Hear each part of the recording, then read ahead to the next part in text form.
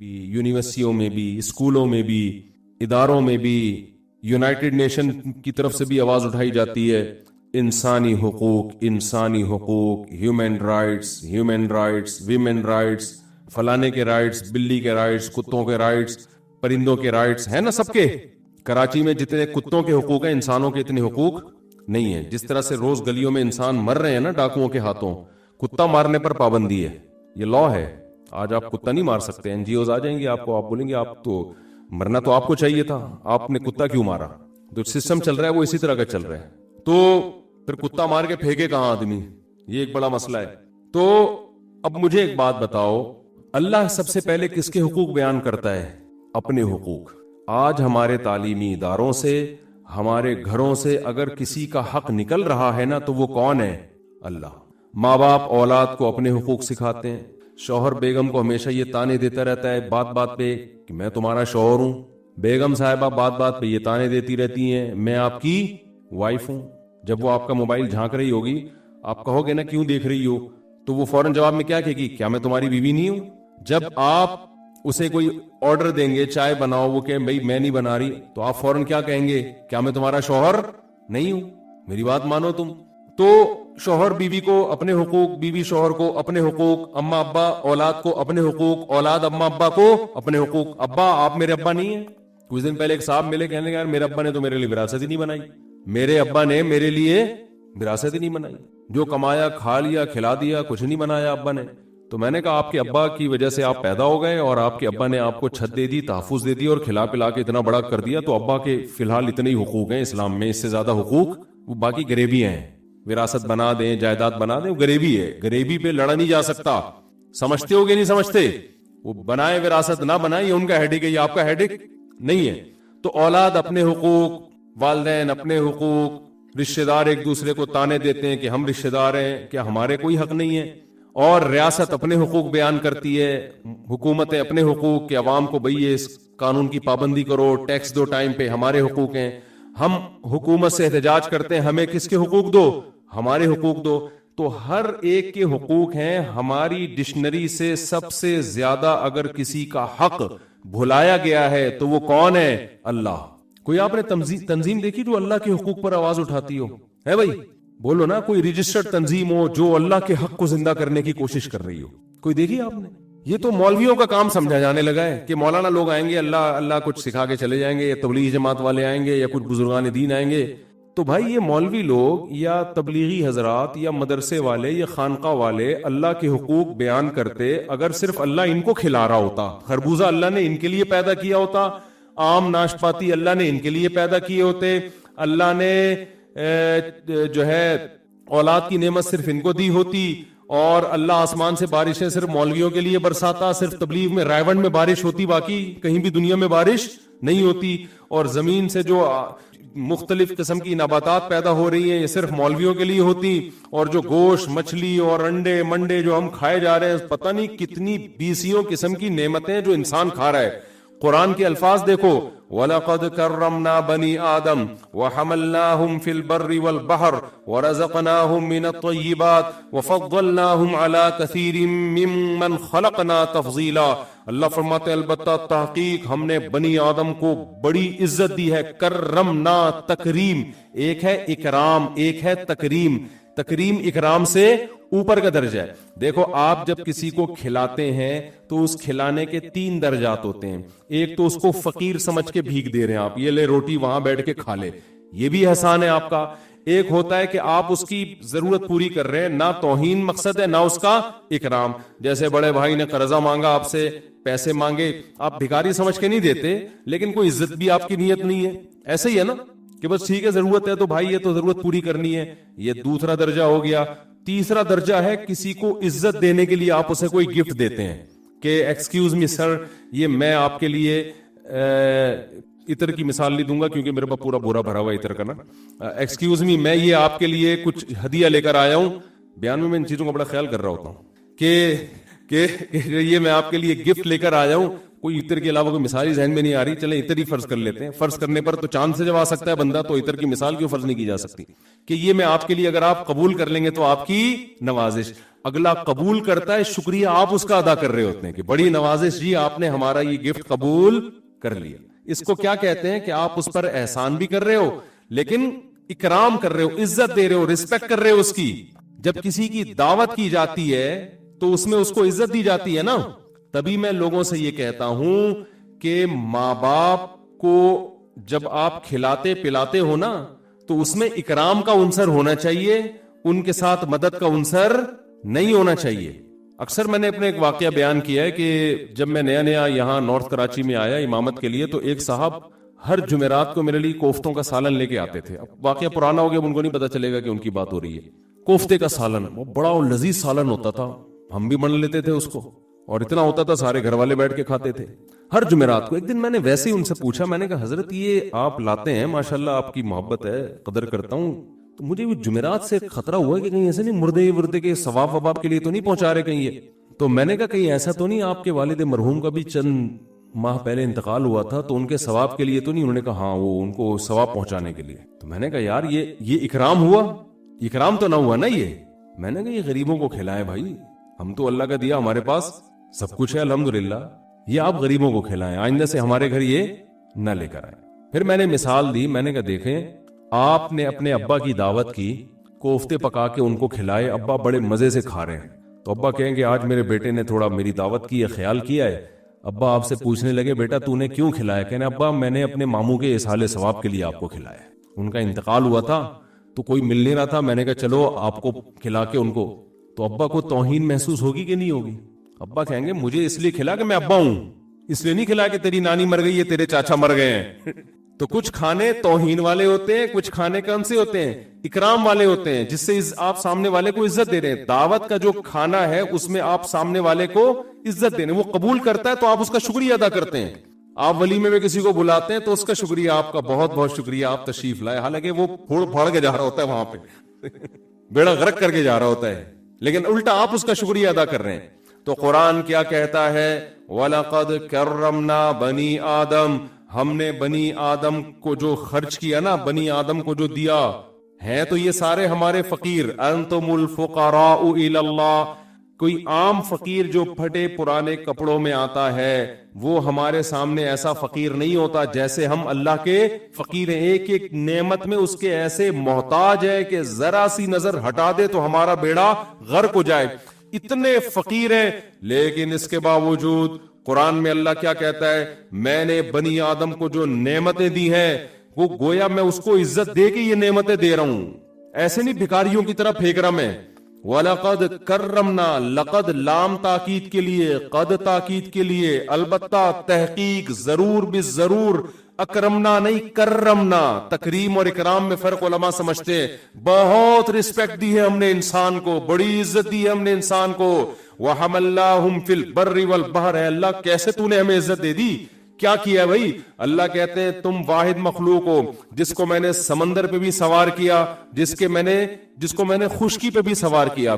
سمندر بھی تمہارے تابع بنا دیا اور خشکی بھی تمہارے تابع, پوری روئے زمین کو مسخر کر دیا تمہارے لیے.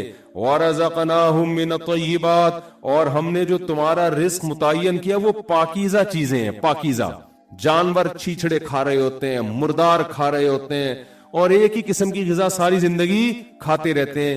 انسان کی خوراک کتنی زبردست, چھلکا جانوروں کو کھلاتا ہے, اندر کا جو مغز ہے گودا ہے وہ خود کھاتا ہے بیٹھ کے.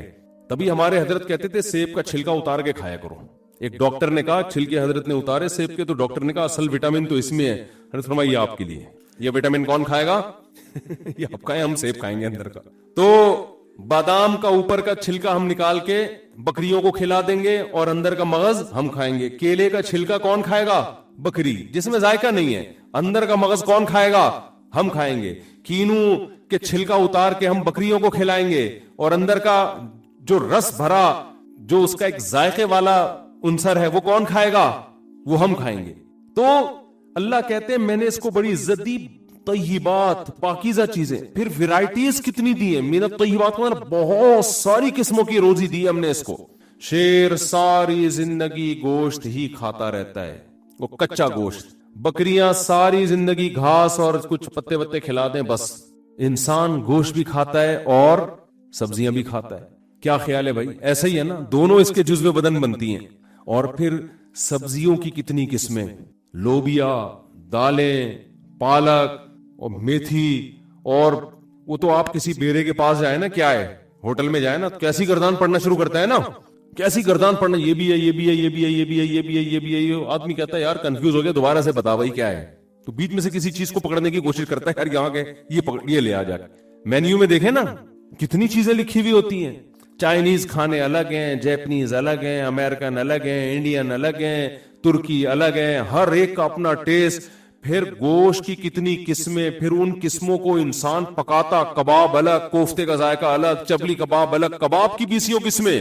شیر بیچارہ وہ 1000 سال پہلے سے جو کھا رہا تھا وہی آج بھی وہی کھا رہا. پھر 20 قسم میں پھر وہ سیلڈ اور رائتا بنا کے، اور مختلف قسم کے رائتے، پھر میٹھے کی 20 قسمیں، لڈو الگ، لڈوؤں کی پتہ نہیں کتنی قسمیں ہیں.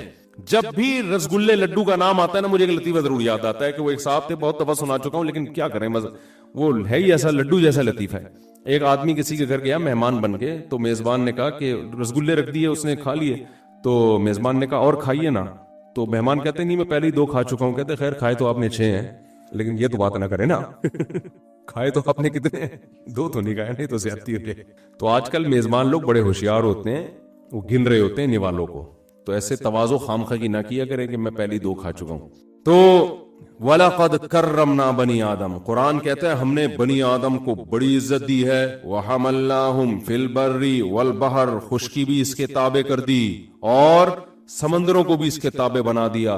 سمندر سے کیا کیا نکال رہا ہے، سمندر کے سینے کو پھاڑ کر ایک جگہ سے دوسری جگہ تجارت کرتا ہے، یہ بڑی بڑی چیزوں کو لاد کے لے جاتا ہے. وَرَزَقْنَاهُمْ مِنَ الطَّيِّبَاتِ، بہت ساری پاکیزہ چیزیں ہم نے کھانے کو دی. وَفَضَّلْنَاهُمْ عَلَى كَثِيرٍ مِّمَّنْ خَلَقْنَا تَفْضِيلًا، بہت ساری مخلوق پر بہت زیادہ فضیلت دے دی.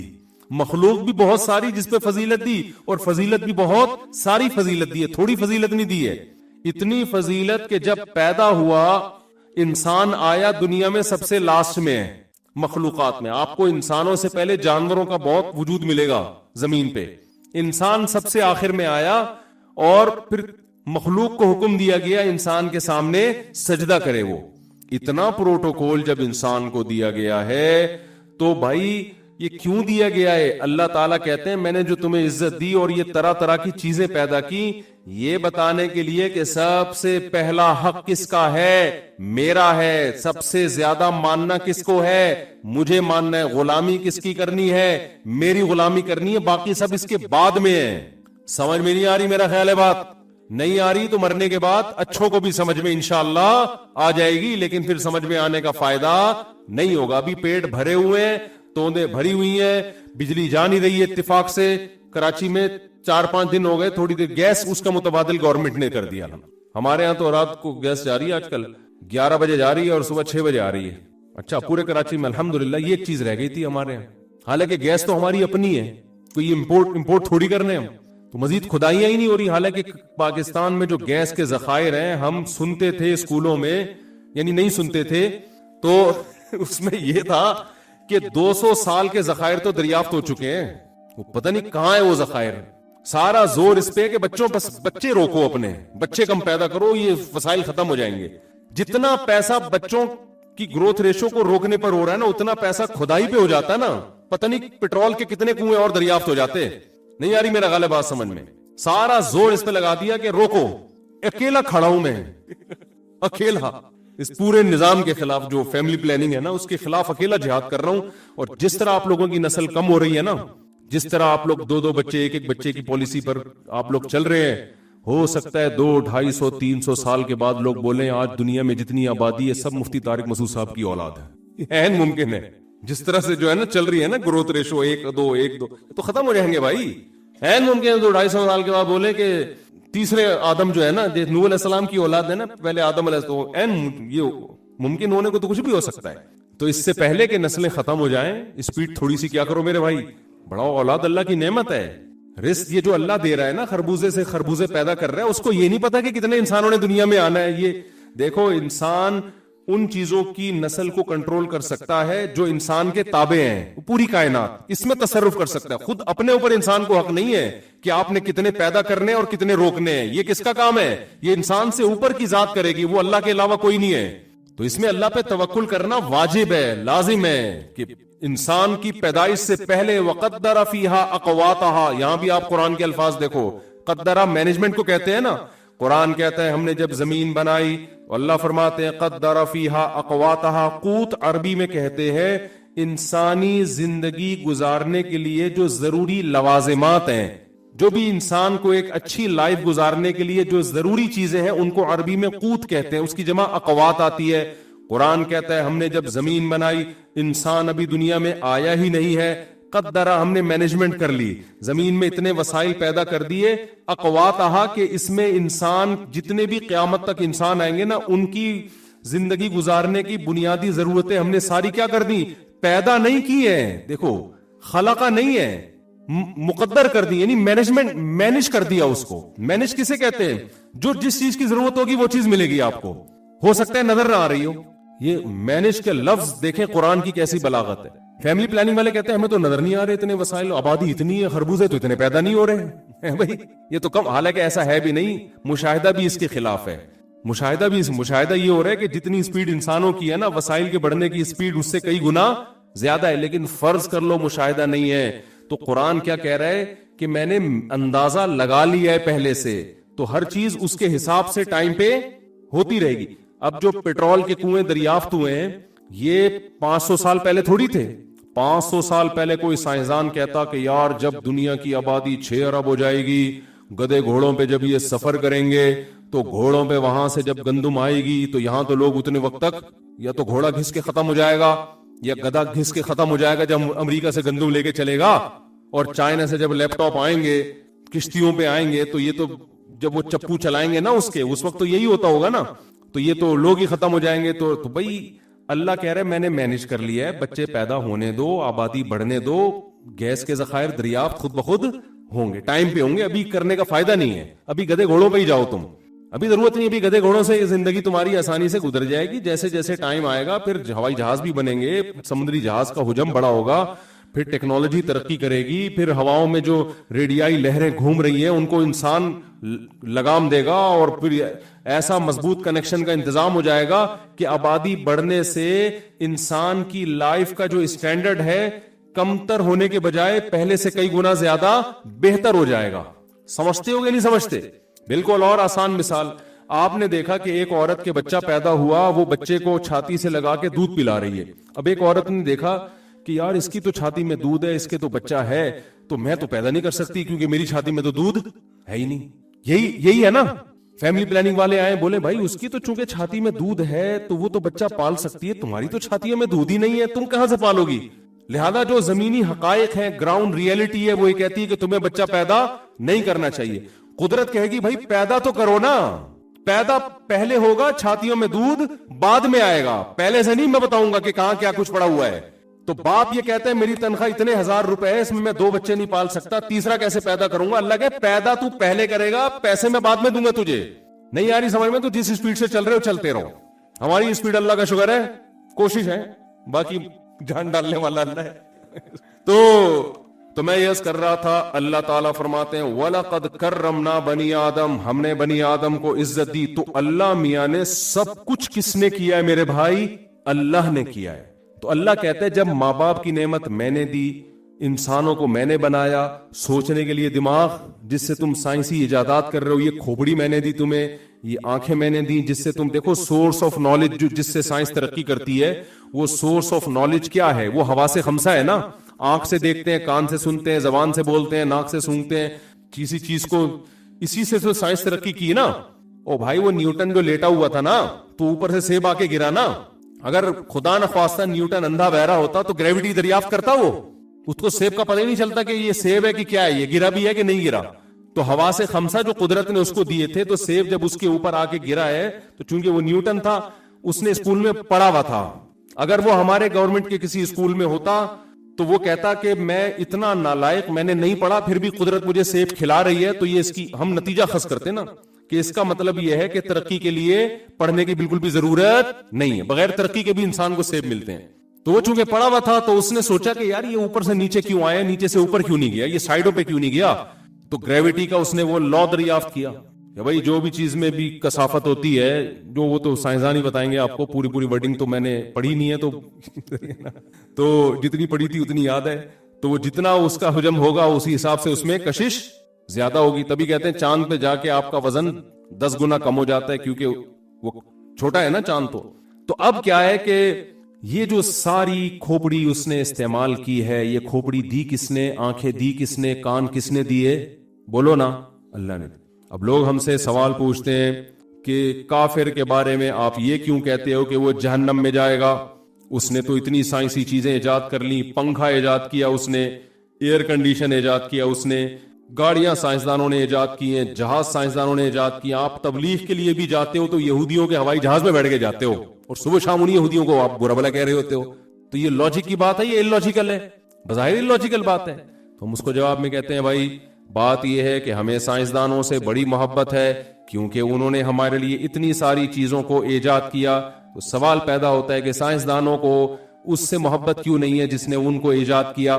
نہیں آ رہی بات سمجھ میں. اللہ پوچھے گا کہ کراچی میں یونیورسٹی میں پڑھنے والے طلبہ, نیوٹن سے اللہ پوچھے گا کہ وہ تجھ سے اتنی محبت کرتے تھے کہ جب کوئی مولوی کہتا تھا کہ کافر, مجھے نہیں پتا نیوٹن جنت میں جا کے جہنم میں کسی کو فتویٰ نہیں لگا رہا, لیکن ایک جرنلی اصول تو یہی ہے نا کہ جس نے اللہ پر ایمان نہیں ہے اور اللہ کی توحید اور پیغمبروں کی رسالت جو جس پہ اللہ نے ایمان لانے کا حکم دیا اس کو دعوت پہنچی بھی اسلام کی, جس کو نہیں پہنچی اس سے تو سوال نہیں ہوگا, لیکن دعوت پہنچی بھی اور اس نے سر اٹھا کے اس پہ غور نہیں کیا. وہ ساری زندگی سیب ہی میں الجھا رہا کہ اوپر سے نیچے آ رہا ہے تو یہ نیچے سے اوپر کیوں نہیں جا رہا. جس خالق نے اس کو بنایا اس کے بارے میں اگر اس نے غور و فکر نہیں کیا, اس کا حق اس نے نہیں پہچانا, اگر یہ کام نہیں کیا ہی نہیں کیا, نیوٹن جانے, نیوٹن کا اللہ جانے, مجھے نہیں پتا, لیکن اللہ اس سے پوچھے گا کہ اگر تو نے یہ کام نہیں کیا تو کراچی کے لوگوں کو تجھ سے محبت تھی اس لیے کہ تو نے ان کے لیے ایسے ایسے قوانین دریافت کیے جس کی وجہ سے سائنس نے اتنی ترقی کی. تو جس نے تجھے پیدا کیا تجھے اس سے محبت کیوں نہیں تھی؟ سمجھ میں آ رہی ہے بات کہ نہیں آ رہی؟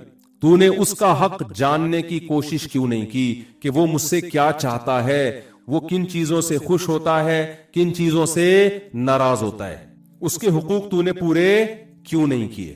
تو بھائی قرآن یہ کہتا ہے کہ تمہارے لیے سب سے امپورٹنٹ جو سوال ہے اور سب سے امپورٹنٹ جو تمہارے لیے جس مسئلے کو حل کرنا ہے وہ کیا ہے کہ تم نے خدا کو راضی کیا یا نہیں کیا. سمجھ میں آ رہی ہے بات کہ نہیں آ رہی؟ آج ہماری ینگ جنریشن کے دماغوں سے خدا کا تصور آہستہ آہستہ ختم ہو رہا ہے. گرل فرینڈ بوائے فرینڈ کا سسٹم کیوں آ رہا ہے ہماری سوسائٹی میں؟ غیر مسلموں میں ہے نا یہ گرل فرینڈ بوائے فرینڈ, ہے کہ نہیں ہے؟ بولو نا کیا ہو گیا؟ تو ہاں بول دو یار, کیا جا رہا ہے اس میں؟ بتا رہے ہوتے ہیں دوست یار میری گرل فرینڈ ہے, خدا نے اس کی اجازت دی ہے, تو نہیں بولنے میں کیا جا رہا ہے؟ سارے بول دو نہیں دی اجازت. قرآن میں ہے نا ولا متخذاتی اخدان ولا متخذی اخدان, چھپی دوستیاں. پہلے زمانے میں چونکہ گرل فرینڈ کو بہت ہی بےہودہ حرکت سمجھا جاتا تھا اس لیے چھپ کے دوستی کی جاتی تھی عورتوں سے. یہ بغیرتی اس دور میں نہیں تھی, اس لیے قرآن نے گرل فرینڈ کو کہا چھپی دوستی. یہ اس سے بڑی برائی ہے کہ آپ کھلی دوستی شروع کر دو اس سے. دوست کو بتا رہا ہوتا ہے میری گرل فرینڈ, او بھائی یہ ہندوؤں کا کلچر ہے, یہ انگریزوں کا کلچر ہے, یہ قرآن کو ماننے والوں پہ یہ لفظ سوٹ بولو نہیں کرتا. یہ ناپاک پلید گندا رشتہ ہے, اس کو فخر سے مت بتایا کرو. کافر خدا کی دی ہوئی نعمتوں کا انکار کرتا ہے, وہ کہتا ہے کہ یہ خود بخود خربوزہ ایک نیچرل پروسیس ہے جس کے تحت ہم کھا رہے ہیں. گوشت ایک نیچرل پروسیس ہے کہ گھاس گائے کھاتی ہے تو اس سے گوشت بن جاتا ہے تو ہم کھا لیتے ہیں. ہم کہتے ہیں یہ نیچر خود سے کچھ بھی نہیں ہے, اس نیچر کا ایک کریٹر ہے جو کون ہے؟ خالق ہے. ہمارے پاس اس کے دلائل ہے. جب ہم اس خدا کو مانتے ہیں تو ہم یہ بھی کوشش کرتے ہیں کہ اس خدا کا انٹروڈکشن کیا ہے. ہمیں وہ اسلام کے علاوہ کہیں بھی وہ تعارف نہیں ملتا. اگر اسلام کے علاوہ کوئی اور مذہب انٹروڈکشن کرا دیتا ہے تو ہم اس کو فالو کر لیتے. ہے ہی نہیں اسلام کے مقابلے میں کوئی, کسی نے بتایا نہیں خدا کا تعارف کیا, اور اتنا بہترین انٹروڈکشن, اتنا بہترین تعارف. کوئی کہہ سکتا ہے نا کہ اللہ کو تو مان لیا تو اللہ کو اللہ کیوں کہہ رہے ہو آپ؟ بھائی اللہ کے علاوہ کوئی اور خدا ہوتا تو وہ بتائے نا میں بھی ہوں. بات ہی جب اللہ کر رہا ہے, اس نے تورات بھی اللہ نے نازل کی, انجیل بھی اللہ نے نازل کی, اور قرآن بھی اللہ نے نازل کیا, موسیٰ کلیم اللہ کو اللہ نے بھیجا, عیسیٰ علیہ السلام کو اللہ نے بھیجا, محمد صلی اللہ علیہ وسلم کو اللہ نے بھیجا. جب سارے کام اور پھر الحمد سے لے کے والناس تک وہ اپنا نام اللہ ہی بتا رہا ہے, وہ احکامات بھی وہ دے رہا ہے, تو ہم اس خدا کو مانیں گے جو بولتا بھی ہے, اپنا تعارف بھی کرواتا ہے, یہ بھی بتاتا ہے میں کن چیزوں سے خوش ہوتا ہوں, یہ بھی بتاتا ہے میں کن چیزوں سے ناراض ہوتا ہوں. گونگے بہرے خدا کی ہمیں ضرورت بولو نا نہیں ہے, جس کا پتہ ہی نہیں مارکیٹ میں وہ ہے کدھر. بہت سے کافر مانتے ہیں خدا کو گاڈ ہے, کہتے ہیں یہ مسلمانوں والا اللہ نہیں مانتے ہم, تو پھر کون سا مانتے ہو جو بولتا ہی نہیں ہے. دیکھو مجھے ایک بات بتاؤ یار, تم لوگ کو مثال کے بغیر بات سمجھ میں آتی نہیں ہے. جب تک بدتمیزی والی مثال نہ ہو نا, مجھے ایک بات بتاؤ, ایک آدمی کی بیوی ہے, وسیم آ کے کہتا ہے یہ میری بیوی ہے. زید صاحب چپ چاپ بیٹھے ہوئے ہیں نا یوں کر کے, کہتے ہیں ایکچولی میرے لیے امپورٹنٹ نہیں ہے کون, اور وہ بیوی بھی اس کے ساتھ جا رہی ہے, گھوم رہی ہے, انجوائے کر رہے ہیں, راتیں بھی گزار رہے ہیں, بچے بھی پیدا ہو رہے ہیں. زید چپ چاپ 10 سال تک خاموش بیٹھا ہوا ہے.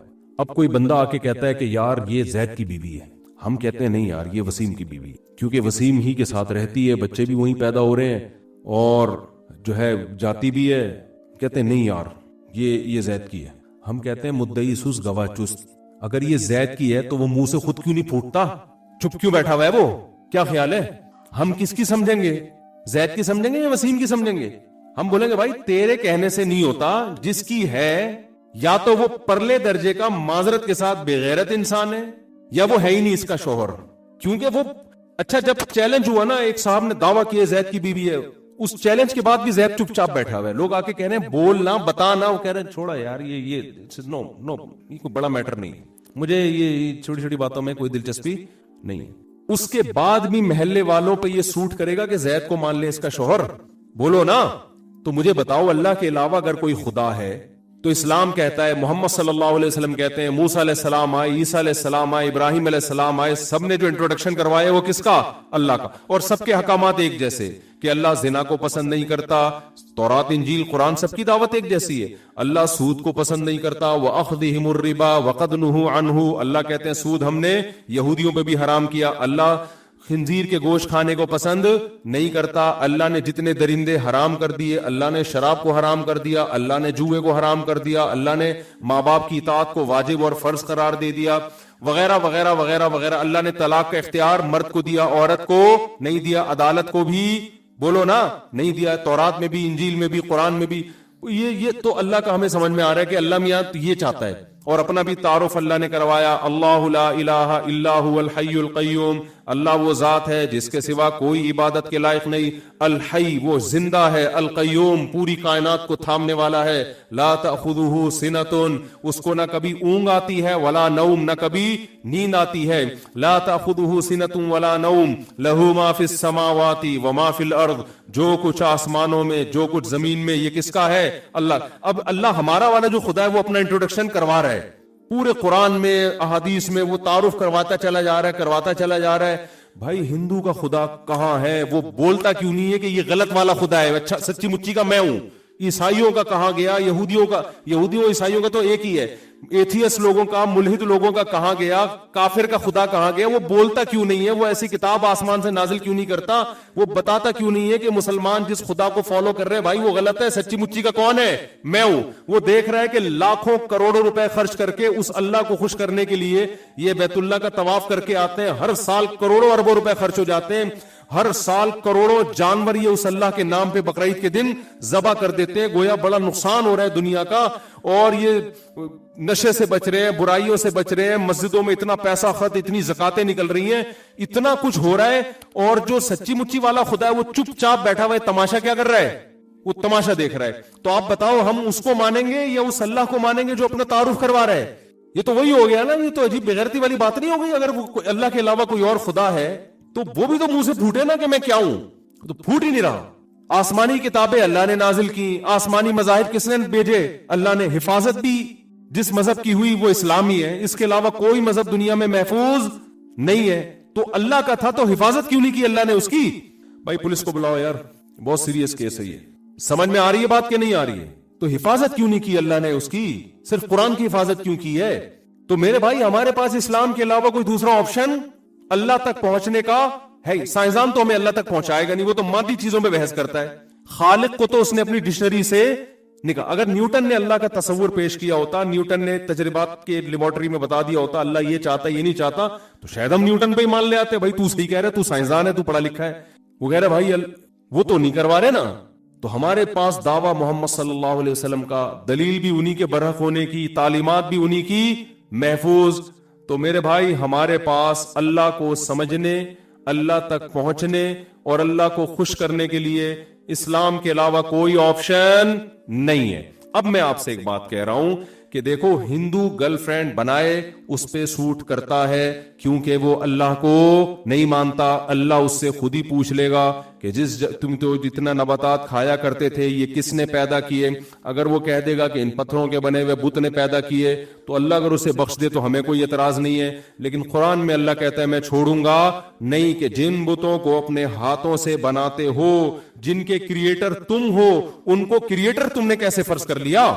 عیسائیوں سے اللہ پوچھے گا کہ عیسیٰ ابن مریم تو مریم کے پیٹ سے پیدا ہوئے, انہیں تم نے خدا کیسے کہہ دیا. یہودیوں سے اللہ پوچھے گا کہ جب عیسیٰ ابن مریم کے نبی ہونے کے اتنے دلائل تم نے دیکھ لیے, تمہاری کتابوں میں لکھا ہوا تھا کہ محمد صلی اللہ علیہ وسلم اور عیسیٰ ابن مریم آئیں گے, آج تک لکھا ہوا ہے, اور تمہارا دین اب محفوظ بھی نہیں ہے. اگر یہ آخری دین ہوتا تو حفاظت تو ہوتی نا اس کی, تو تم نے اسلام کو فالو کیوں نہیں کیا, تم نے میرا بتایا ہوا دین کیوں نہیں لے کر آئے. تو وہ جو مرضی کریں وہ جانیں, ان سے سوال ہوگا, اللہ چھوڑے گا کسی کو نہیں. لیکن ہم سے جو بڑا سوال ہوگا وہ یہ سوال ہوگا کہ تم تو بولتے تھے کہ اللہ ہے, تم تو لا الہ الا اللہ کو مانتے تھے, تم تو قرآن کو مانتے تھے, تم نے گرل فرینڈ کیسے رکھ لی, تم شراب کے قریب کیسے چلے گئے, تم زنا کے قریب کیسے چلے گئے. سمجھ میں آ رہی ہے بات. تم نے بوڑھے باپ کے سامنے اف کیسے کر لیا. تمہیں تو صاف میں نے کہا تھا ولا تقل لہما اف, ماں اور باپ جب بوڑھے ہو جائیں تو زبان سے ان کے سامنے تمہیں اف کا لفظ نکالنے کی اجازت نہیں ہے. کوئی ایسا جملہ جس میں ان کی ذرا سی توہین ہو, اس کی اجازت نہیں ہے. کیا کرنا ہے, وَخْفِضْ لَهُمَا جَنَاحَ الذُّلِّ مِنَ الرَّحْمَةِ. قرآن کہتا ہے رحمت سے, ذلت سے اپنے بازوؤں کو ان کے سامنے جھکا کے رکھنا ہے. کتنے بڑے آفیسر بن جاؤ, کتنے بڑے گریڈ کے بن جاؤ, اور تمہارے باپ اور ماں دیہاتی ہو, گنوار ہو, دھوتی پہنتا ہو تمہارا باپ, پڑھا لکھا نہ ہو, لیکن جب تم اس کے سامنے کھڑے ہوگے لوگوں کو ایسا لگے یہ باپ جو ہے یہ 22ویں گریڈ کا آفیسر ہے اور یہ گھر کا کوئی چپڑاسی ہے, ایسا لگے دیکھنے میں. یہ سٹائل ہونا چاہیے باپ کے سامنے اور ماں کے سامنے کھڑے ہونے کا. نہیں آ رہی میرا خیال ہے بات سمجھ میں. آج آپ کو ہر چیز کی لاجک چاہیے, یہ کیوں بھائی کیوں کیا. جب خدا کو مان لیا تو وہ کہہ رہا ہے میں ان چیزوں کو پسند باس کے سامنے کیوں کرنے کی اجازت ہے آپ کو. بولو نا کیا ہو گیا بھائی, باس سے آپ کو لاجک پوچھنے کی اجازت نہیں ہے, خدا سے تم لاجک پوچھ رہے ہو. یار عورت پہ پردہ کیوں فرض ہے بھائی, کیا یار زمانہ اتنی ترقی کر گیا, ایکچولی کر کے بیڑا ہی غرق کر دیا پورے نظام کا. خواتین بھی کمانے کے لیے نکلے, اسلام نہیں قائل عورت کے کمانے کا, دو ٹوک نظریہ اسلام. مجبوری میں کماتی ایک الگ بات ہے. اسلام نے حکم دیا وَقَرْنَا فِي بُيُوتِكُنَّا, عورت قرار پکڑے گی اپنے گھر میں. جملہ مکمل ضرور کیا کریں تاکہ آپ کو یاد رہے, یہ اسلام کی 2 اور 2 4 کی طرح تعلیمات. مجبوری ہے یا قوم کو کوئی ضرورت ہے کسی فیلڈ میں عورت کی, وہ ایک الگ بات. جیسے گائنی کی ڈاکٹر تو عورتیں ہی ہوں گی نا, وہ مرد تھوڑی ہوں گے. یا لڑکیوں کو پڑھانے کے لیے تو فیمیل ٹیچر ہی ہوگی کوئی, جہاں ضرورت ہے ضرورت کی حد تک. باقی گھر سے باہر نکل کے کمانا یہ مرد کی ذمہ داری ہے, یہ عورت پہ اسلامی لحاظ سے سوٹ بولو نا نہیں کرتا. یورپ نے ترقی کر لی, عورت کو بھی گھر سے نکال کے مرد کو بھی گھر سے نکال کے, تو گھر ہی مارکیٹ سے شارٹ ہو گئے ان کے. اب گھر ہی نہیں ہے, ہوٹل ہوتے ہیں رہا کے میاں بیوی آگے مل رہے ہوتے ہیں. دونوں کمائیں گے تو گھرداری کون کرے گا. تو یہ کس کے حقوق ہیں, اللہ کے. تو رائٹس کی جہاں بات ہوتی ہے میرے بھائی, انسانی حقوق کی بات ہوتی ہے, تو سب سے پہلے رائٹس میں کس کا حق ہے, خدا کا. اور اسلام نے ایسا زبردست نظام دے دیا کہ خدا کو اگر آپ بیچ میں لے آئے نا اور سب سے پہلے خدا کر دیا تو ہیومن رائٹس خود بخود ادا ہونا شروع ہو جائیں گے. سمجھتے ہو. اور پھر خدا بتائے گا ہیومن میں کس کے رائٹس کتنے زیادہ ہیں. گورے نے آپ کو کیا بتایا, ہیومن رائٹس میں انسان برابر ہیں. اللہ نے فرمایا برابر نہیں ہے, ماں باپ کا درجہ زیادہ, اولاد کا درجہ کم. میاں بیوی میں شوہر کا درجہ زیادہ, بیوی کا درجہ 1 درجہ کم. بڑے بھائی کا درجہ زیادہ, چھوٹے بھائی کا. بول لو نا کیا جا رہا ہے یار, تم لوگ تو پتہ نہیں کہ گورنمنٹ نے پابندی لگائی ہوئی ہے تمہارے اوپر. ابھی سیاست پہ کوئی تبصرہ چھیڑنے تو دیکھو کوئی JUI کا, کوئی PTI کا, کوئی مسلم لیگ کا, کوئی زرداری کو سپورٹ ہے, جنگ چھڑ جائے گی پوری. تو اللہ میاں نے کیا کہا کہ جو میں کہہ رہا ہوں نا, جو رائٹس میں نے دیے ہیں ان سے آگے نکلنے کی آپ کو چندہ ضرورت بولو نہیں. گوروں کے ہاں کوئی مر گیا, وراثت کہتے ہیں گورنمنٹ کی مرضی, جیسے چاہے تقسیم کرے, جو قانون بنا دے. اللہ کہتے ہیں بالکل نہیں. یوصیکم اللہ فی اولادکم, تم مر جاؤ گے, اللہ نے تمہاری اولاد کے حصے خود متعین کر دیے ہیں, اس میں گورنمنٹ سے پوچھنے کی چندہ ضرورت نہیں ہے. گورنمنٹ اگر فیصلہ کرے گی کالعدم, ناجائز. ہم جب یورپ امریکہ جاتے ہیں, لوگ ہم سے سوال پوچھتے ہیں, بھائی اگر ہم مر گئے تو گورنمنٹ تو اٹھا کے یہ فلاں کو دے دے گی, فلاں کو دے دے گی, ہم کیا کریں؟ ہم نے کہا چلو بھائی, گورنمنٹ نے یہ بھی تو رائٹ دیا ہے نا آپ کو کہ آپ وصیت کر سکتے ہیں. ہاں بھائی, میں نے کہا شریعت کے مطابق وصیت کر لیں. آپ بتا دیں میرے مرنے کے بعد میرے بیٹے کو اتنا, بیٹی کو اتنا, فلانے کو اتنا, ڈمکانے کو اتنا یہ ملے گا, تو شریعت کے مطابق ہے وہ وصیت کر دیں. اگر نہیں کی تو گناہگار ہوں گے. کیوں؟ آپ کو پتا ہے میرے مرنے کے بعد پھر اولاد کو نہیں ملے گی, یا جس کو کم ملنا ہے اس کو زیادہ مل جائے گا, زیادہ ملنا ہے کم مل جائے گا, تو یہ ظلم ہوگا. تو اس ظلم سے بچنے کے لیے آپ پر فرض ہے کہ ملکی قانون بھی نہ ٹوٹے, آپ کیا کر دیں؟ وصیت کر دیں. بعض دفعہ وصیت نہیں کی ہوتی یا یہ وصیت کر دی ہوتی ہے سب کو برابر ملے, یہ بھی بہت ہوتا ہے. اب بیٹے کا حصہ بن رہا ہے 1 کروڑ, بیٹی کا بن رہا ہے اسلامی روح سے 50 لاکھ. اب وہاں کیا ہوتا ہے, بیٹی کہتی ہے جب میرا بھی 1 کروڑ اس کا بھی 1 کروڑ میرے ابا نے وصیت کی اور گورنمنٹ کہتی ہے ملے گا, تو کورٹ سے بیٹی کو مل رہا ہوتا ہے 1 کروڑ. تو ہم اس کو کیا کہتے ہیں, اس میں 50 لاکھ آپ کے لیے حلال بولو نہیں, چاہے وہ کورٹ نے فیصلہ کیا ہو. یہ 50 لاکھ آپ کے لیے حلال کیوں؟ یوصیکم اللہ فی اولادکم, کس کو کتنا دینا ہے یہ اس میں خدائی قانون ہمارے پاس پہلے سے موجود ہے. اگر آپ یہ سمجھتے ہو خربوزہ اللہ نے پیدا کیا ہے اور یہ روٹی اللہ نے پیدا کی ہے, یہ گوشت جو ہم کھا رہے ہیں اللہ نے پیدا کیا ہے, تو اتنا تو اللہ کو حق بنتا ہے نا کہ وہ آپ کو بتا دے کہ کس کو کتنا حصہ دینا ہے. اتنی بھی لفٹ کرانے کے لیے اگر آپ تیار نہیں ہیں تو ایسے خدا کو ماننا نہ ماننا برابر. پھر اللہ کہتے ہیں مجھے ماننے کی, جیسے انگریز کتنا مانتے ہیں, او مائی گاڈ, بس یہ اللہ کو مانتا. ان سے پوچھو گاڈ کہتا ہے شراب حرام ہے, کہہ رہے یار یہ مذہبی پادریوں کی باتیں, مولویوں کی باتیں ایک طرف رکھو. او مائی گاڈ کیسی بات کر رہے ہو, پھر دوبارہ گاڈ کو لے آئے گا. اس کو بولو یہ گرل فرینڈ تمہاری انجیل میں لکھی ہوئی ہے, بائبل میں لکھا ہے گرل فرینڈ نہیں ہوتی, نکاح ہوتا ہے. کہے گا او مائی گاڈ کیسی باتیں کر رہے ہو تم. گاڈ کا تذکرہ بہت کرے گا, قانون سارے ریاست کے قانون کو یا اپنے کلچر کو فالو کرے گا. اس سے بولو بھائی یہ جو آپ نے چڈا پہنا ہوا ہے نا, ناف سے لے کے گھٹنے تک کا حصہ چھپانا کیا ہے, گاڈ کی نظر میں فرض ہے. او مائی گاڈ کیسی باتیں کر رہے ہو. تو وہ چڑیاں بھی پہن لیتے ہیں, اور وہ بھی تکلف ہے, بھی اگلی صدی میں چڈی وڈی بھی مارکیٹ سے شارٹ, جو جس حساب سے وہ ماڈرن ہوتے چلے جا رہے ہیں نا, تو لگتا نہیں ہے کہ کوئی یہ تکلف, کوئی سائنسی ترقی میں چڈی بھی رکاوٹ بنتی ہے. اب سائنسدان کو جب ترقی کرنی ہے تو پہلے نیکر پہنے گا پھر اتارے گا, پھر وہ کہتے ہیں یار آزاد بالکل بیٹھو جا کے بس. واللہ عالم حالات سے ایسا ہی لگ رہا ہے, کیونکہ پہلے وہ پورے کپڑے پہنتے تھے, چھوٹے ہوتے ہوتے ہوتے ہوتے یہ ترقی کی علامت سمجھی جانے لگی ہے. جتنا ترقی یافتہ ہوگا کپڑے اتنے ہی اس کے جسم سے کم. کپڑوں پہ پیسہ خوب لگ رہا ہے, کپڑا نہیں لگ رہا. حیرت کی بات ہے. ہمارے جو ماڈرن عورتیں ہیں نا, جو ماڈرن اور خواتین ہیں, ان کے کپڑوں پہ, غریب کے کپڑوں پہ پیسہ کم لگتا ہے, کپڑا زیادہ لگ رہا ہوتا ہے. اور ماڈرن خواتین کے ہاں کپڑوں پہ پیسہ بہت لگ رہا ہے مگر کپڑوں پہ کپڑا نہیں لگ رہا ہوتا. کپڑا ہے ہی نہیں, پتہ نہیں پیسہ لگایا کس چیز پہ یار تم نے, سمجھ سے بالت ہے.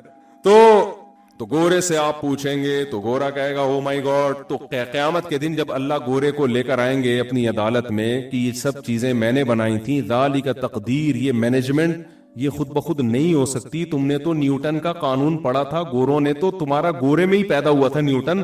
اس نے کہا تھا کہ جب تک کوئی چیز کسی چیز کو حرکت نہ دی جائے وہ حرکت نہیں کر سکتی, چلتی ہوئی چیز کو روکا نہ جائے رک نہیں سکتی.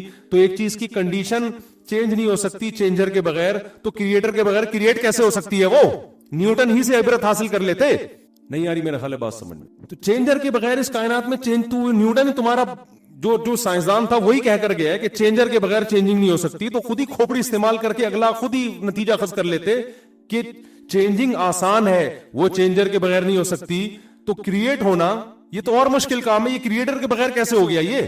تو فوراً گورا جواب میں کہے گا اے اللہ میں تو تجھے مانتا ہوں, میں تو مانتا تھا گاڈ ہے, بس نام کا فرق تھا, مسلمان اس کو اللہ کہتے تھے, میں نے گاڈ کہہ دیا, تو صرف گاڈ کہنے کی وجہ سے تو مجھے جہنم میں ڈال رہا ہے. تو اللہ کہیں گے نا نا نا نا, بات یہ ہے کہ کہ تو گاڈ کو ایسے مانتا تھا کہ جب تجھے بتایا گیا, تیرے پادریوں نے تجھے بتایا کہ یہ ہومو سیکسولیٹی کو خدا پسند نہیں کرتا. بائبل میں لکھا ہوا ہے کہ لوط علیہ السلام کی قوم کو اللہ نے لڑکوں سے بدفعلی کی وجہ سے اٹھا کے الٹا پٹخ دیا. یہ تورات میں بھی, انجیل میں بھی. اور وہ کہتا تھا گاڈ اس سے خوش نہیں ہوتا, تو جواب میں کیا کہتا تھا؟ او مائی گاڈ. تیرا گاڈ سے بس اتنا رشتہ تھا, اس کے علاوہ تیرا کوئی رشتہ گاڈ سے نہیں. ایسے ہے جیسے آپ نے شادی کر کے بیگم کو گھر لے کر آئے اور آپ اس کو بجلی کا بل بھی دے رہے ہیں, گیس کا بل بھی دے رہے ہیں, اس کے بھائی آ رہے ہیں اس کی عزت بھی کر رہے ہیں, اس کے ابا آ رہے ہیں سسر سمجھ کے ان کو بھی رسپیکٹ دے رہے ہیں. آپ اس کو سوئٹزرلینڈ بھی لے گئے, صرف خیالی میں نہیں حقیقت میں سچی مچی میں لے گئے. آپ اس کو رسپیکٹ دے رہے ہیں, اس کے بچوں کی تربیت کر رہے ہیں, سارے حقوق ادا کر رہے ہیں. آپ جب بیگم کو ذرا سی کوئی بات کہتے ہیں تو وہ بیگم کہتی ہے او مائی ہسبینڈ, جیسے گورا کہتے ہیں او مائی گاڈ.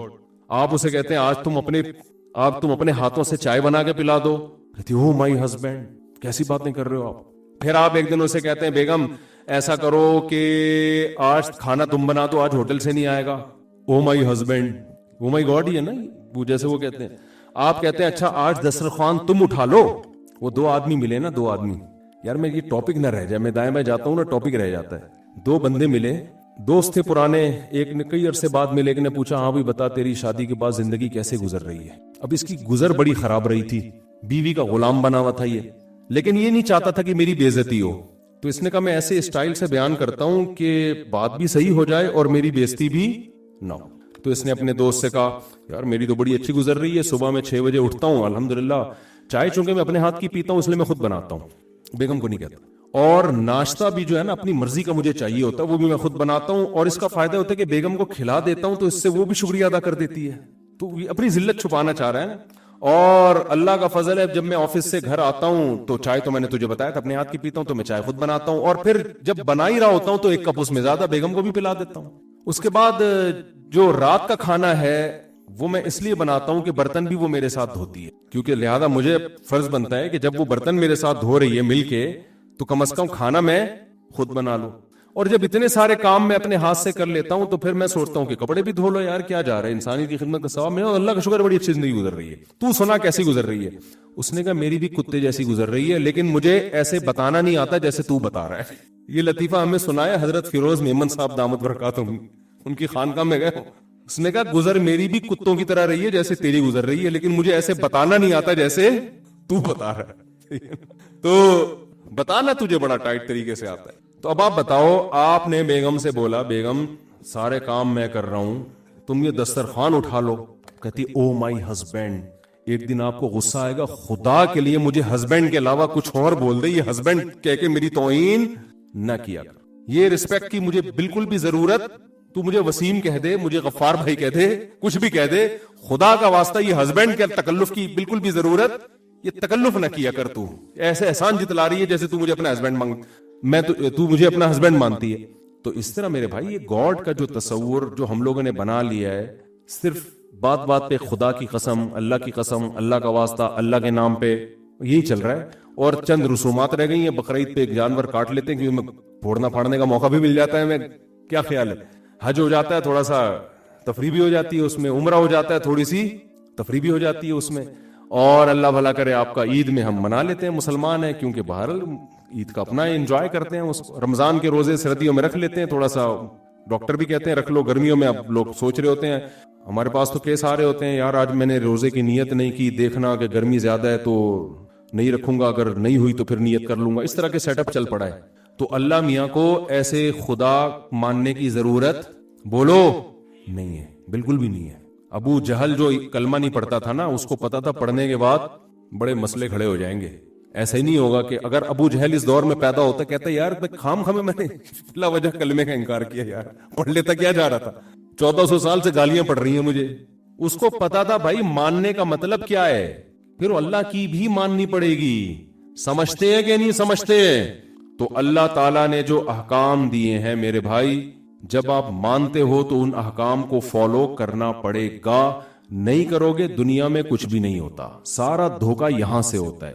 کیونکہ ہم دیکھتے ہیں کہ جو بے نمازی ہے اس کو بھی اتنی روٹیاں ملتی ہیں, جو نمازی ہے اس کو بھی اتنی روٹیاں ملتی ہیں, جو داڑھی جس نے رکھ لی وہ بھی ویسے ہی ہے, بغیر داڑھی کے بھی ویسے ہی ہے, اور بلکہ وہ تھوڑا زیادہ پڑھا لکھا کہلاتا ہے. اور جناب جس نے سود سے بچ گیا, سودی بینک میں جاب چھوڑ دی, وہ زیادہ ٹینشن میں آیا ہوا ہوتا ہے. جو بینک کا مینیجر بنا ہوا ہے وہ نوٹ چھاپ رہا ہوتا ہے بیٹھ کے. اور جناب اللہ بھلا کرے آپ کا, جو بہن کی وراثت دے دیتا ہے وہ تو ٹینشن میں آتا ہے, جو کھا جاتا ہے آج ان کے مزے ہیں. کیا خیال ہے؟ تو کوئی آسمان نہیں. اور لوط علیہ السلام کا واقعہ, وہ اللہ نے لڑکوں سے بدفعلی کی وجہ سے پوری قوم کو پٹک دیا. ہم تو دیکھ رہے ہیں اب تو قانون پاس ہو رہے ہیں دنیا میں, اس کو لیگل قرار دیا جا رہا ہے. نہ آسمان پھٹ رہا ہے, نہ زمین پھٹ رہی ہے, کچھ بھی نہیں ہو رہا. پتہ نہیں ہے مولویوں کی بنائی ہوئی باتیں ہیں. اور اساطیر الاولین, مشرکین کہتے تھے پرانے لوگوں کے نصیحت کرنے کے لیے قصے کہانیاں ہیں, کیونکہ موٹیویشن کے لیے کچھ نہ کچھ تو قصے چاہیے نا سنانے. تو یہ سنا دیتے ہیں, محمد صلی اللہ علیہ وسلم کچھ واقعات سنا دیتے ہیں کہ ایسا ہوا تھا, ونس اپون اے ٹائم ایسا ہوا تھا. تو پرانے قصے ہیں, کوئی کچھ بھی نہیں ہے. ان ہی الا حیاتنا الدنیا, صرف یہ ہماری دنیا کی زندگی ہے. نموت و نحیا, ایک نیچرل پروسیس ہے, ہم پیدا بھی ہوتے ہیں مرتے بھی ہیں. ہم بھی پیدا ہو گئے, جہاں اتنے لوگ ہو رہے تھے تو ہم بھی مارکیٹ میں آ گئے, ٹھیک ہے نا. تو سب کی ماں کی چھاتیوں میں دودھ پیدا ہوتا ہے, ہماری ماں کی چھاتیوں میں بھی ہو گیا. سب کو بچپن میں ماں کی ممتا ملتی ہے, ہمیں بھی مل گئی. سب کا آسمان سے بارشیں جب برستی ہیں تو سب پیتے ہیں پانی, ہم بھی پی لیتے ہیں.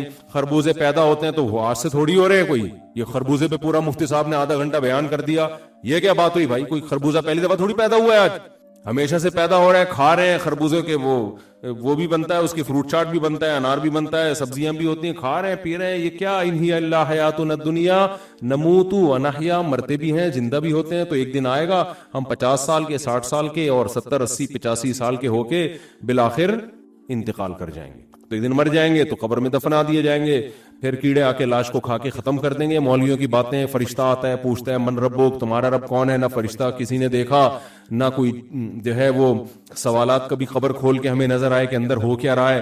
نہ ہمیں کبھی قبر میں آگ نظر آئی کہ جہنم کے گڑھوں میں سے گڑھا ہے, نہ کبھی قبر میں ہمیں کوئی باغ نظر آیا کہ جنت کے باغات میں سے ایک باغ ہے. سب بنائی ہوئی باتیں ہیں, قصے ہیں, کہانیاں ہیں. خربوزے کھاؤ اور موج مستی کرو اور زندگی گزار کے پتلی گلی سے نکل جاؤ. نہیں آ رہی بات میرا خیال. تو یہ لائف اسٹائل ہے آج کس کا؟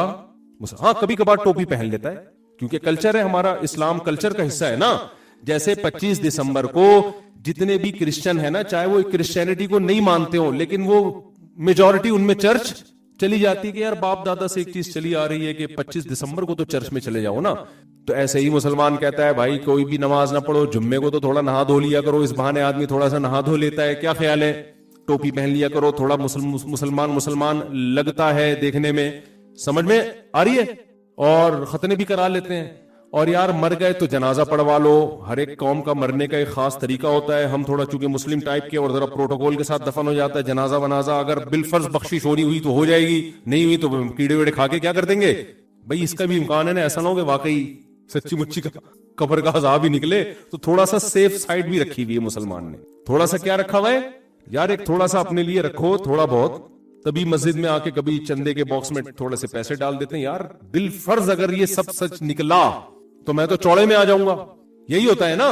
تو یار تھوڑا بہت تو یار ایک کنواں کھدوا دو, یار ایک پنکھا لگا دو ابا کے نام کا, شاید ابا ٹینشن میں ہو وہاں پہ تو ہو سکتا ہے پنکھا لگانے سے شاید کچھ ہو جائے. نہیں تو کیڑے نے کھا کے ختم کر دیا تو گریبی. یہ کانسیپٹ مسلمان کا اس وقت بولو نا چل رہا ہے. یہ وہ تصور نہیں ہے جس کی بیس پر آپ اپنی لائف کو بالکل تبدیل کر لو. اس میں آپ ٹرائل بیسس پہ تھوڑا تھوڑا اسلام کو فالو کرو گے کہ بالفرض اگر جنت جہنم سچی مچی میں نکل آئی تو کچھ بخشش کے تھوڑے بہت چانسز ہمارے پاس ہونے چاہیے. لیکن جب یہ تردد اور شک ہوگا تو انسان بڑی قربانی نہیں دے سکتا, وہ کلچر سے نہیں ٹکر لے سکتا, وہ جان نہیں دے سکتا, وہ کلچر کے مخالف, وہ خاندان کی مخالفت بولو نہیں کر سکتا. وہ بلال حبشی کی طرح ایسا نہیں کر سکتا کہ پوری قوم کو چھوڑ دے, غلام ہو اور ان کے سینے پہ گرم پتھر رکھے جا رہے ہو اور وہاں بھی احد احد کا وہ نعرہ لگا رہے ہو. ایسا نہیں ہو سکتا. تو بھائی ایک طرف ہو جاؤ, یا تو پورے مسلم بن جاؤ یا پورے ادھر کو ہو جاؤ. اگر آخرت نہیں ہے تو یہ ٹوپی پہننے کے تکلف کی بھی ضرورت نہیں ہے, یہ جمعے کی نماز پڑھنے کے تکلف کی بھی ضرورت بولو نا نہیں. عید منا لیا کرو, خوشی ہوتی ہے. نماز پڑھنے کے لیے آنے کی ضرورت, ویسے بھی عید کی نماز آتی بھی نہیں لوگوں کو, ایک دوسرے کو دیکھ کے یوں یوں یوں کر رہے ہوتے ہیں کہ پتہ نہیں کتنی دفعہ کرنا ہے. میں تو عید کی نماز جب پڑھاتا ہوں لوگ مجھے کہتے ہیں طریقہ بتاؤ، میں کہتا ہوں اتنا ٹائم طریقے میں لگے گا، اتنا ٹائم عید کی نماز میں نہیں لگتا سمجھانے میں. تو میں کہتا ہوں بھائی جو ساتھ والا کر رہا ہے وہ کر لے ہو جائے گی. جیسے جیسے میں کروں پیچھے والے لوگ وہی کریں اور ان کے سائڈ والے انہی کو دیکھ کے کریں. جب 6-7 دفعہ نماز پڑھیں گے انشاءاللہ نماز پڑھنا آ جائے گی. تو بھائی اسلام یہ نہیں ہے، ایسے بخشش نہیں ہوگی. اللہ نے کہا تمتعو، اڑا لو مزے، کھا لو خربوزے جس کی آج آدھا گھنٹہ ہم نے مثال دی ہے، کھا لو آم ناشپاتی. دیکھو یوٹیوب بھرا ہوا ہے میڈیکل سائنس کے ٹوٹکوں سے، انار کے یہ فائدے، اور جناب کولیسٹرول کم کرنا ہے تو یہ کھاؤ اور یہ کھاؤ اور وہ کھاؤ. کوئی اس پہ غور کرنے کے لیے تیار نہیں ہے کہ یہ تمام چیزیں پیدا کس نے کی ہیں. بھائی کوئی بھی چینل میڈیکل سائنس کا پیسے کمانے کا طریقہ بتا رہا ہوں، ملینز سبسکرائبر ہوں گے، ملینز اس کے لسنر ہوں گے. کوئی بھی منجن بیچ رہا ہوں نا بیٹھ کے، اللہ کی بات سننے کے لیے بہت کم لوگ تیار ہیں. تو اللہ کی نظر میں سب سے زیادہ اہمیت اپنی بات کی ہے، خربوزوں کی نہیں ہے، گندم کی نہیں ہے، بزنس کی نہیں ہے. یہ تو فنا ہونے والی چیزیں ہیں. اللہ کی نظر میں اگر اس ترقی جو آج جس کو ترقی کہا جاتا ہے، ایک ترقی تو ہے جس کا اسلام قائل ہے، اس کے ہم بھی قائل ہیں. ایک ترقی جو صرف مادی ترقی ہے جس میں خدا کو نکال دو آپ بیچ سے. یہ ترقی فرعون کے پاس زیادہ تھی اور موسیٰ علیہ السلام کے پاس بالکل بھی نہیں تھی. فرعون، بس یہ بات کر کے بیان ختم کرتا ہوں، فرعون موسیٰ علیہ السلام کو تانے دیتا تھا، ام انا خیر من ھذا الذی ھو مہین، اے لوگو میرے پاس مصر کی حکومت، ھذہ الانہار تجری من تحتی، یہ نہریں میرے باغات میں سے بہتی ہیں، میرا باغ دیکھو، میرا محل دیکھو، میری ترقی، میری پاور. جو آج یورپ اور امریکہ میں یہی تو ہے نا، کچھ میرے پاس ہے. ام انا خیر من ھذا الذی ھو مہین، موسیٰ کے پاس کچھ بھی نہیں ہے. لولا القی علیہ اسورۃ من ذہب، اس کے ہاتھ میں سونے کے کنگن کیوں نہیں ہے موسیٰ کے ہاتھ میں؟ یہ غریب کیوں ہے؟ یہ غلام قوم میں کیوں پیدا ہو گیا؟ اس کے پاس تو کچھ بھی نہیں ہے. مہین کا مطلب عزت بھی وہ نہیں ہے جو میری عزت ہے. رسپیکٹ بھی لوگ کس کی کرتے ہیں؟ موسیٰ گلی سے گزرے گا، شاید کوئی 2-4 لوگ سلام کر لیں. میں جب گلی سے گزرتا ہوں جھک جھک کے لوگ سلام کرتے ہیں، رسپیکٹ دیتے ہیں، سجدہ کرتے ہیں میرے سامنے. تو بتاؤ فرعون دھوکے میں تھا کہ نہیں تھا؟ موسیٰ کہہ رہے تھے میں تجھے اپنی طرف نہیں بلا رہا، تجھے جس خدا نے پیدا کیا ہے نا اس نے مجھے تیرے پاس بھیجا ہے. میرے سے تیرا پڈا نہیں ہے. تیرا پڈا کس سے ہو رہا ہے؟ تو لڑ اس خدا سے رہا ہے، میں تو اس کا نمائندہ ہوں. میرے ذمے بات پہنچا دینا، منوانا میرے ذمے نہیں ہے. میں تو بات پہنچا دوں گا باقی. اور موسیٰ علیہ السلام کو بھی نہیں پتا تھا کہ خدا مدد کیسے کرے گا. اللہ میاں موسیٰ علیہ السلام سے کہتے رہے کہ بس پیغام دیتے رہو. تو موسیٰ علیہ السلام بھی پریشان کہ پیغام دوں گا، رزلٹ کیا نکلے گا، کیسے نکلے گا؟ اللہ نے کہا یہ آپ کا مسئلہ نہیں ہے، یہ کس کا ہے؟ یہ میرا مسئلہ ہے. تبھی تو بنی اسرائیل موسیٰ علیہ السلام کے پاس آئے اور کہنے لگے یا موسیٰ اوذینا من قبل ان تأتینا ومن بعد ما جئتنا، اے موسیٰ تیرے آنے سے پہلے بھی ہم مصیبت میں تھے اور تیرے آنے کے بعد مصیبت کم ہونے کے بجائے بڑھ گئی ہے، کم نہیں ہو رہی. تو کوئی فائدہ تو ہو نہیں رہا تیرے آنے کا. تو موسیٰ علیہ السلام نے جواب میں یہ تھوڑی کہا کہ ایکچولی ابھی ایسا ہونے والا ہے کہ فرعون جو ہے نا وہ ٹھیک ہے، اس کا روب ہے، طاقت ہے، دبدبہ ہے، لیکن میری ریسرچ ہے، ایک تحقیق ہے، میری ریسرچ ہے. میں نے ماہرین کو بلایا ہے، ماہرین معیشت بھی آئے ہیں، وہ بھی کہہ رہے ہیں بھی معاشی بحران آنے والا ہے مصر میں. اور محکمہ موسمیات والے کہہ رہے ہیں، جو بھی سائنسدان تھے انہوں نے کہا بارشیں بند ہونے والی ہے، یہ ہونے والا ہے، پھر یوں ہوگا کہ ہم مصر سے نکلیں گے، پھر فرعون ہمارے پیچھے آئے گا، پھر راستہ بند ہوگا، پھر ہم دریا پار کریں گے تو دریا 2 حصوں میں ڈیوائڈ ہو جائے گا، فرعون وہاں غرق ہو جائے گا. موسیٰ کو کچھ بھی معلوم نہیں تھا. ان کو یہ تھا کہ یا قوم استعینوا باللہ، اے میری قوم جس خدا نے ہمیں اس کام پہ لگایا ہے مدد اسی سے طلب کرو. کیسے کرے گا یہ ہمارا مسئلہ نہیں ہے. جو خدا ماں کی چھاتیوں میں بچہ پیدا ہوتے ہی دودھ پیدا کر دیتا ہے وہ سب کچھ کر سکتا ہے. وہ جب تمہیں نجات دینا چاہے گا کیسے دے گا وہ بتا دے. پھر یہ غیب تھوڑی رہا. آج جو آدمی گناہ کرتا ہے نا وہ یہ سمجھتا ہے کہ مجھے کوئی نقصان نہیں ہو رہا. او بھائی اگر نقصان نظر آنا شروع ہو جائے پھر تو گورے بھی چھوڑ دیں، پھر تو ہندو بھی گرل فرینڈ بنانا چھوڑ دیں. نقصان خدا جب دکھائے گا تو آزمائش کا ٹائم ختم ہو جائے گا. یہ تو جب تک مہلت دی جا رہی ہے جب تک نظر نہیں آ رہا. جب فرعون کو جب تک نظر نہیں آیا بڑی مہلت دی اللہ نے, آخر ٹائم تک مہلت دی, دریا کے پاس بنی اسرائیل کو لا کے روک لیا, پھر فرعون کو مہلت دی. اب بھی مہلت ہے. فرعون طاقت کے نشے میں, اس نے کہا آگے دریا ہے پیچھے میں ہوں, اب تو ان سب کو پکڑ کے ماریں گے ہم, ایسی طاقت کے نشے میں. پھر کیا ہوا, کتنے عرصہ موسیٰ علیہ السلام سمجھاتے رہے نا, اس کی کھوپڑی میں بات نہیں. وہ گراؤنڈ ریالٹی کو دیکھ رہا تھا. یار ریالٹی تو یہی ہے کہ پاور میرے پاس ہے, حکومت میرے پاس ہے, پیسہ میرے